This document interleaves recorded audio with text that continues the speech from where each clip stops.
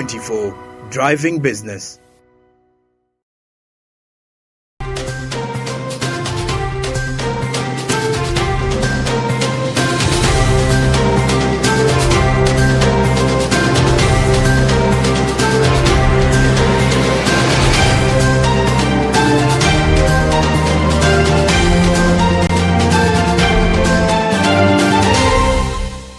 Hello, good evening and welcome to Business Edition. My name is Masi Katsime. This is the weekly roundup where we give you what has transpired throughout the week. Well, today we have much in store for you, including the expired courses, as many have been terming them, at the biogas energy and of course agriculture.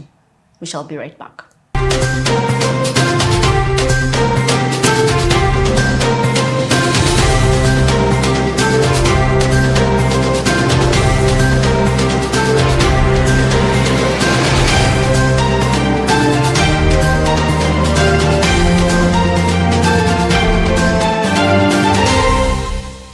Well, you're watching Business Edition with me, Masi Katsime. Now, let's start off with the bioenergy sector. Now, as financial institutions play a pivotal role in unlocking potential renewable energy from using waste products, and now Ministry of Energy and Mineral Development has collaborated actually with other entities, which include SNV and GIS, to make sure that they sensitize people, communities, and empower them to promote sustainable practices of these products.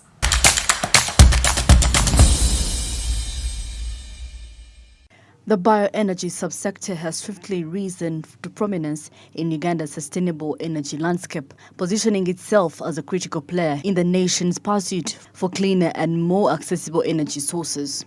With growing investments, advancement in technology, and favorable government policies, bioenergy is shaping a greener and more sustainable future for Uganda.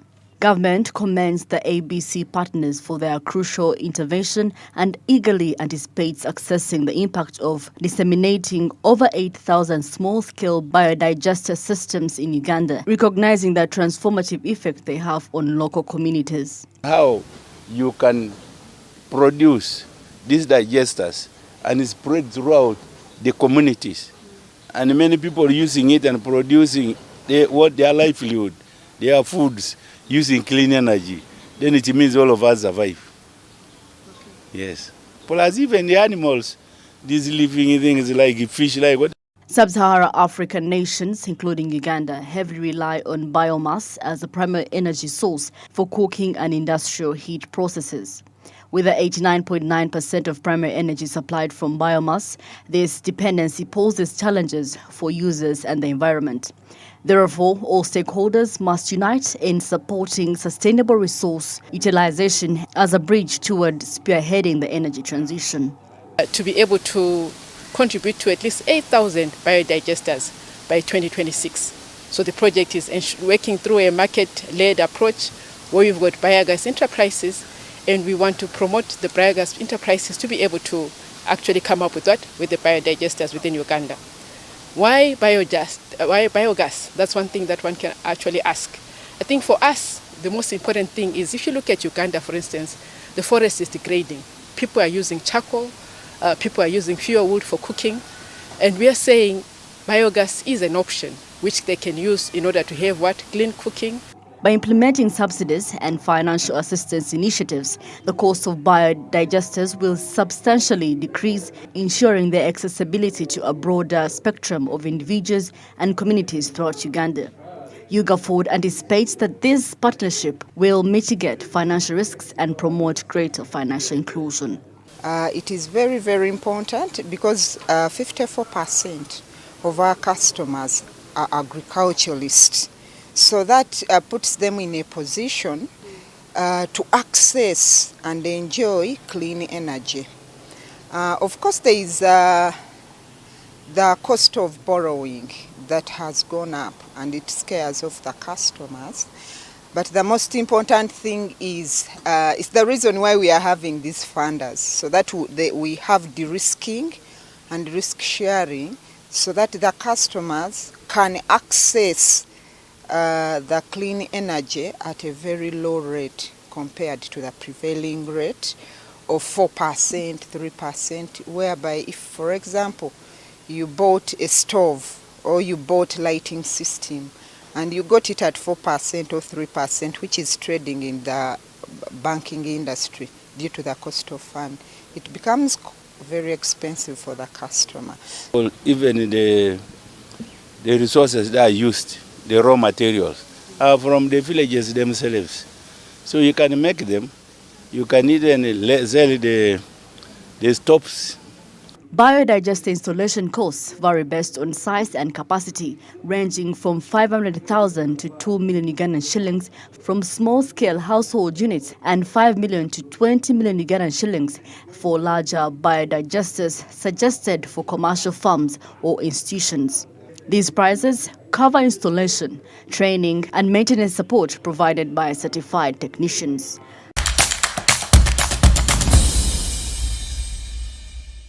Shifting our eyes to agriculture, the mission for Agriculture Sector Strategic Plan is to transform sustainable farming to commercial farming. The State Minister for Agriculture stated that they did not allocate sufficient funds for extensive staff. Now, in his statement, he says that this may hamper their progress when it comes to commercial farming.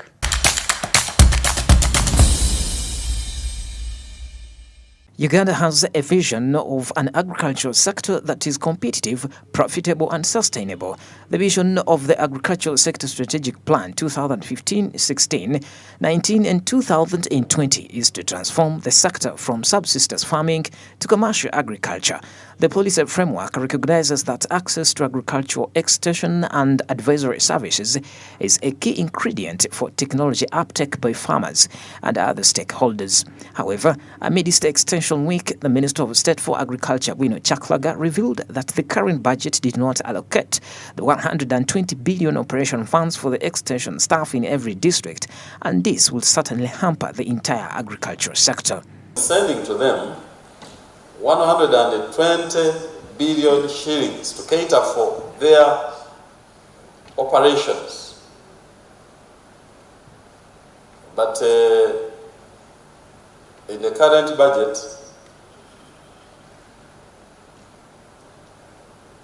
we were only given the money for their wages. The one for operations was not given in the budget. It says that government allocated funds that will only cover salaries for extension workers, adding that they are working together with the Minister of Finance to see if they can work without any operation fund. The extension workers are there and they are paid the salary. We are still trying to understand how they are going to work without the operational fund of the 12 billion shillings for all the districts and all the sub-counties in the country. We are talking with our counterparts in the Ministry of Finance. It will not only affect the mobility of labor, but it may also have an effect. It is going to have an effect on the agricultural sector growth. That one is it cannot be. It is clear that because these are the people supporting the smallholders now. According to Dr. Patience Ramgisa, the Assistant Commissioner, Extension Service from the Minister of Agriculture, if extension officers have not been allocated any operational budget, it will affect the parish development model because it depends on their services. The parish development model isn't going to rely on the services of the extension officers in the local governments. So once you have not provided them the operational budget, then it becomes difficult even to implement the parish development model. Again, to do better in extension service, I think the government needs to look into building a stronger human resource in terms of numbers and capacity building of this staff. And then also, it needs also to build a stronger communication strategy for extension services, where we need to promote more of digital extension, being few on the ground and quite a number of farmers outside there. So we need to have that system of digitalizing extension so that as few as we are, we're able to reach out to many farmers at a go. The key activities in extension service delivery for the frontline extension workers are to mobilize and register farmers into production and marketing groups, assess their needs and design appropriate training sessions so that they can benefit from the agricultural extension services. They as well train farmers in technical and group dynamics and leadership skills for improved production and productivity of crops, livestock and fisheries, for example, the control of soil erosion, and conserve soil and water to mitigate effects of climate change.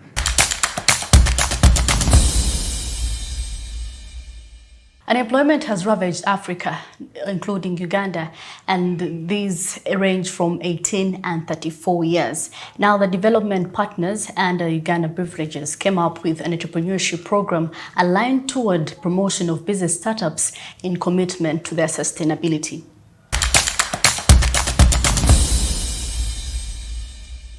The Uganda National Labour Force Survey conducted for the period ended 2021 by Uganda Bureau of Statistics indicated that at least 41% of the youth, which represents 9.3 million aged between 18 to 30 years, are not engaged in any productive activity.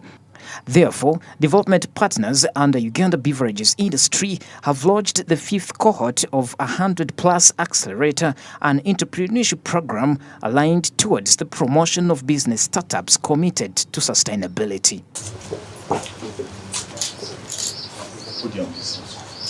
As a result, the program will give each successful applicant whose business aims to improve sustainability access to funds of up to Uganda shillings 360 million. At the program's introduction, Onapito Ekomoloit, Director NBL Legal and Corporate Affairs, says that their fundamental belief is that there is no better way to empower than to allow someone to bring his or her bankable ideas to life through entrepreneurship. Fundamental belief is that there is no better way to empower than to allow someone bring their ideas to life through entrepreneurship. We know that the world is struggling with joblessness. A lot of young people are not able to find jobs, but they have ideas in their minds. They have gone to school, and often the only lacking spark is the necessary capital. The 100 Accelerator program was launched in 2018 by AB InBev to help a company reach its 2025 sustainability goals and support achievements of the UN SDGs.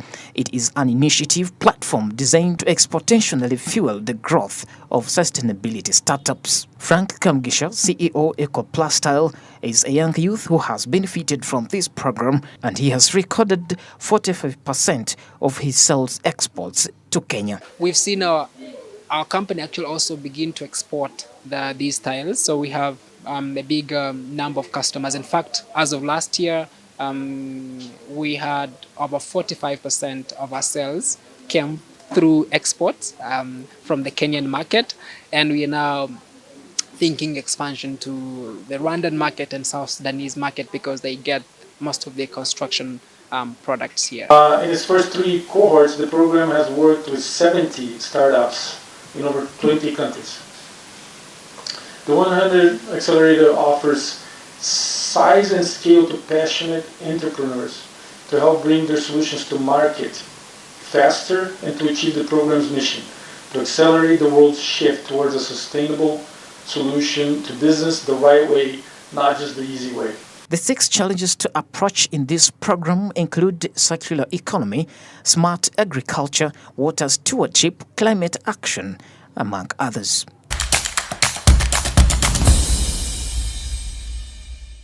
Still in agriculture, Uganda's agriculture, which accounts for 24.1% for the Uganda's GDP, is crucial for the economy and covers 68% of the workforce. Now, besides ensuring food safety, it can boost household incomes, tax revenue, and drive economic transformation.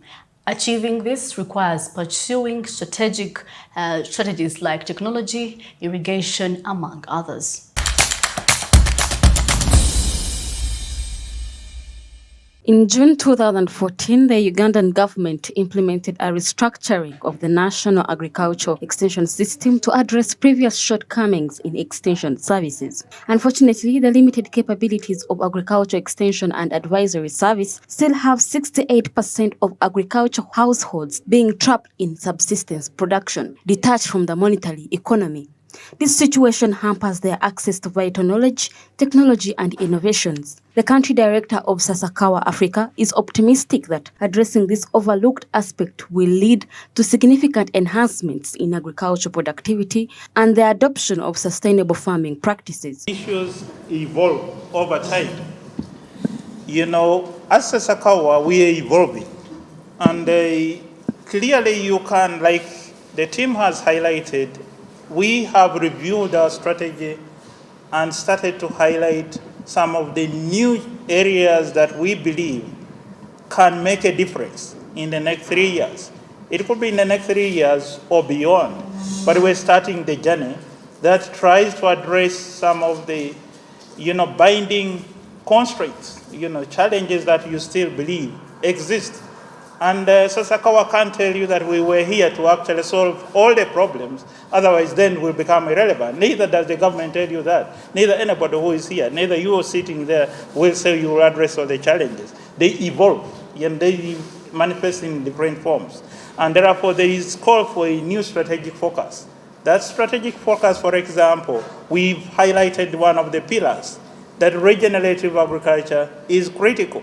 That going back to the basics of understanding why is it that we believe soil, is relevant for us to rethink the way we handle our soil. Why is it that it's necessary to go back and appreciate that there is a need to blend our indigenous practices with the new practices that we have adopted? What is the missing link there? What do we need to make sure that we bridge, that we will address the challenges of soil? The soil health continues to be a burden to everybody. And you know that the population is growing and growing every day.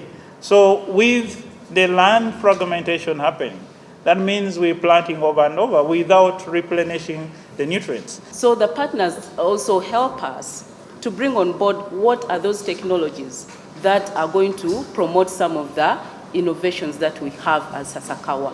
And a point in case, we mentioned the partnerships we have with, for instance, the Harvest Plus. If you've heard about Harvest Plus, they modify the food so we get to eat the biofortified food, which is enriched with certain elements of nutrients. Smallholder horticulture and enhancement approach. This approach basically is grow to sell, not grow and sell. That means all what we are telling our farmers to grow, we have already opened the market. For example, take an example of maize. We already have working MOUs with the grain pulse. They are asking for all the maize that we have with East African millers. So quite a number of them have opened. If you go to other enterprises like soya, like beans, we have MOUs. Sorghum breweries is taking all the sorghum. We have got Maganjo millers taking all the brown sorghum we have. So we have opened the market. Amid this economic uncertainty, low-income communities in Uganda face increasing challenges in securing adequate food. A recent report by Food and Agriculture Organization and other UN agencies revealed a global increase in hunger, affecting between 702 million and 828 million individuals in 2021. This is compared to 2020, an addition of 46 million people experienced hunger. Capital building, particularly for smallholder farmers, plays a crucial role in achieving goals such as improved productivity per unit area. There are lots of buyers for the maize, but there are also inconsistencies in the measurement. And so they are robbing us of all our profits. Through close engagement with farmers within the system, it becomes evident that their financial challenges extend beyond limited funding. The issue lies in the mismanagement or wasteful utilization of their profits. One important suggestion to highlight is that both government and the development partners should strive to actualize the Maputo Declaration, which calls for a minimum annual budget allocation of 10% to agriculture.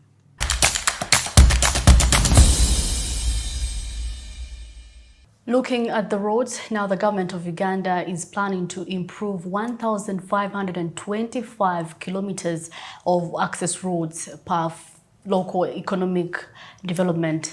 Now, the State Minister for Transport, Musa Ochweru, said that they allocated funds for improving infrastructure in the next fiscal year 2023-2024.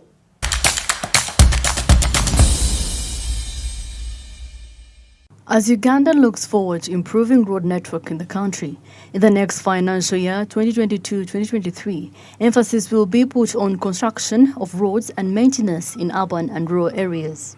Speaking to the State Minister for Works and Transport, Musa Ochweru, reveals that COVID-19 had a greater impact on the nation and that budget cuts had to be made in order to free up more funds. Now that funds have been restored, each district will receive 1 billion shillings in order to improve community access roads to enable movement of goods and services.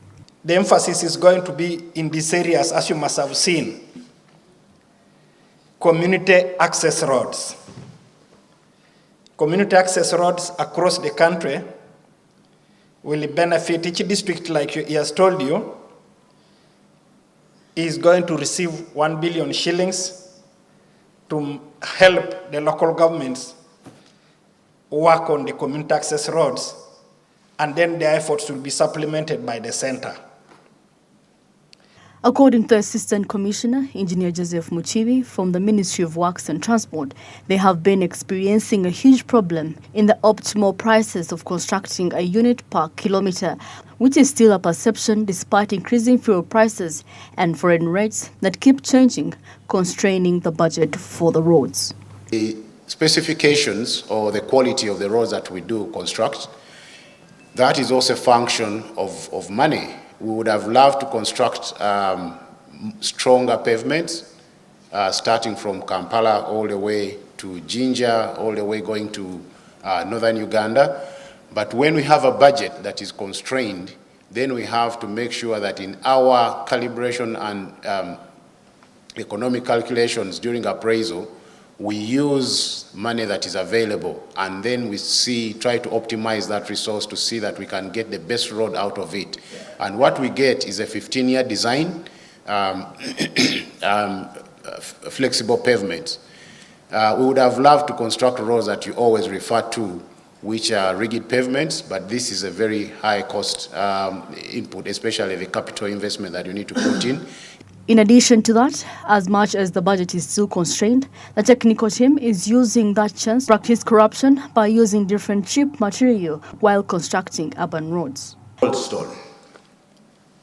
Cobblestone was approved by the president that we start using it in the urban areas in Uganda. And we were instructed to start on this. And the pilot was, we were instructed to work on 36 kilometers of urban roads. And went ahead. You know, when we were studying where to start off, we had to use different areas where we can sample this pilot of cobblestones. And the ministry went ahead and used the company by the names of ETATS. And we sampled, and the following towns were chosen. Njeru Municipal Council, Katwe Kabatolo Town Council, Luwelo Town Council, and Kabramaido. Those are the town councils that we are going to start with using cobblestone. We are going to sample 1 kilometer to work on those roads. Citizens, where these projects are ongoing, construction of roads, try to take interest in what is going on so that you can help us to know, is the supervision going on? Is the right materials being used? It's not very highly technical. Somebody can tell which is madam and which is just bare soil. So it's something which, when we get reports of corruption, we act on them. Of course, Chair, there is also the element of capacity. we want to encourage our local firms to take on the works. There is even a percentage which is allocated to them. But some of our local companies lack that capacity. So when they lack capacity, they go in for other things which compromise the quality of work. But otherwise, we don't deny there is corruption, but we don't condone it. Uganda is set to construct over 5,591 kilometers with a total paved stock of 22.6% of the national road network.